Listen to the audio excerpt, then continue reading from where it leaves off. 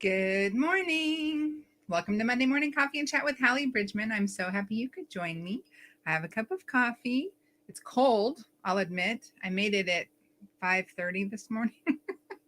And I sat down to do the broadcast and I grabbed my cup of coffee and I was like, oh, it's not, I never drink it anyway when I'm on the camera, but it's still kind of unappealing to have cold coffee. Good morning, Erica. It's so nice to have you here. Thank you for helping me with my Alaska question. It's silly because I only want to find out from people like the answers for research in a book if they actually like live there or intimately know an area. Like I could look up a story online and pull research, but I want it to be like if if if this river is called something differently to locals versus what the official river's name is, and I don't even need to put a river name in the book, but I want to know what the answer is so that it's time if I need to put it in I know it. So anyway, yeah, so Kentucky, it's rather balmy, 40-ish degrees outside right now. uh we had snow on the ground all week long, and that never happens, y'all. It's 39. It's balmy 39. So we had, like, it iced, then it snowed, then it iced, and then it snowed, and that was like last week. And so we have had snow on the ground for a solid week, and I love it because I love the seasons, right? So if it was, March, I would be really annoyed at the snow, but since it's still February, it can stay. But I know that storm like rocketed the Southwest United States, and last night, a friend of mine posted, "We finally have water." She lives in Texas. So I enjoyed the snow, but I know that there were some Texans that just did not.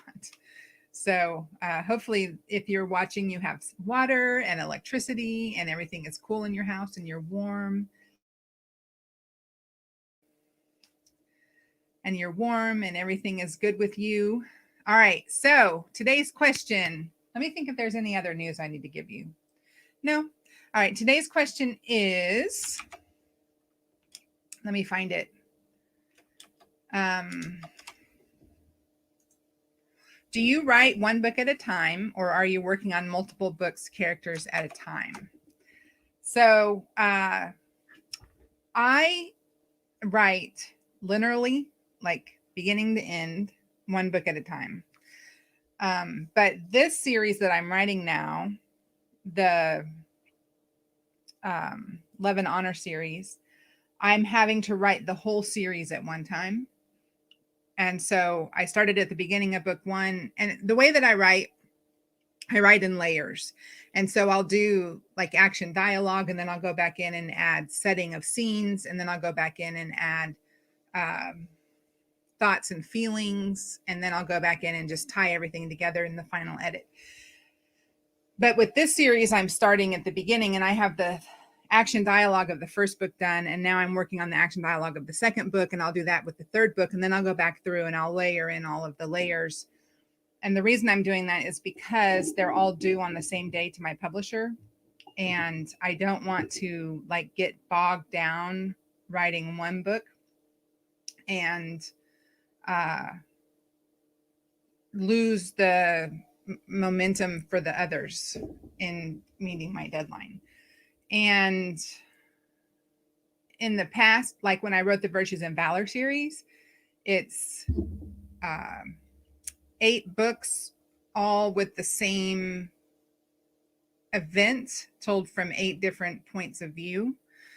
And because of that, I had to write them all at the same time because I had scenes and dialogue that needed to happen in both books. So I had at one point in time like a screen with 4 books open at one time because I was, and like in a grid on my computer screen, because I was bouncing from one book to the other and making sure that everything flowed without making a mistake. But most of the time, I start at the beginning of a book, I write to the end of a book, and then I do another book. I also have another book going on right now that is in a box set, the Save the Date box set, which is coming out in September. That book is also being worked on at the same time as the Special Forces series, but it's just a novella and it's just a straight up romance. And it's not hard to go from one to the other and bounce between. So that was a great question. Thank you for that question. Y'all have a great week. I have to get back to work. I know it was short this morning, but deadline, you know. I put up a blog post this morning on my self-publishing website, Successful Christian Self-Publishing, and it's getting like serious traction right now. And so my email is getting blasted, and I'm getting comments on social media. And so I'm trying to keep up with that at the same time. So it's a little bit crazy of a Monday around here. But spring is in the air. My window's open because it's a balmy, 39. And it's been nice. So, and the sidewalks are clear. I have a son that walks about 10 miles a day. It's how he has coped since COVID hit. And he gets out and he just walks. He has this long route that's almost 2 miles long, and he does it a couple times a day. And then he also does our neighborhood is a figure eight. And if you do the figure eight, it's a half a mile. So he'll do the figure eight 4 or 5 times, and he does it in breaks, between breaks in school. And so he has been coming off the wall, climbing off the walls, because he had no sidewalk. And so he couldn't walk because of the ice and snow. And so he was actually looping in our house. It's not a huge house, but you can make a circle.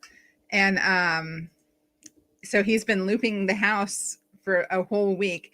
We miss you too, Erica. I was talking about you the other day to Greg. You're not too far away in Missouri, though.